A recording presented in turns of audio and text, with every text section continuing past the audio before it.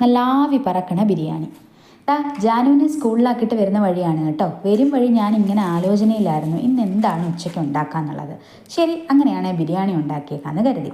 അതിനോടൊപ്പം തന്നെ ജാനൂസിന് കുറച്ച് വെണ്ടയ്ക്ക പൊരിയൽ കൂടി ഉണ്ടാക്കുന്നുണ്ട് കേട്ടോ. അവൾക്ക് ബിരിയാണി അത്ര ഇഷ്ടമല്ല, അതുകൊണ്ട് തന്നെ ചോറാണ് അവൾ ഉച്ചയ്ക്ക് കഴിക്കുന്നത്.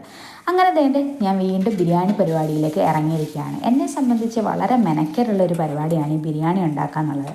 പക്ഷേ ഉണ്ടാക്കി കഴിയുമ്പോൾ കഴിക്കാൻ ഭയങ്കര ഇഷ്ടമായതുകൊണ്ട് ഒന്ന് മെനക്കെട്ടേക്കാന്ന് കരുതി. പെട്ടെന്നുള്ള പരിപാടിയാണല്ലോ എൻ്റെ കയ്യിലുള്ളത്, അതുകൊണ്ട് തന്നെ കുക്കറിൽ ബിരിയാണി ഉണ്ടാക്കാമെന്ന് കരുതി. അതുപോലെ ഇന്നലെ നൈറ്റ് ഉണ്ടാക്കിയ കുറച്ച് ചിക്കൻ കറി ബാലൻസ് ഉണ്ടായിരുന്നു, അത് ഞാനൊന്ന് ചൂടാക്കി വെച്ചു.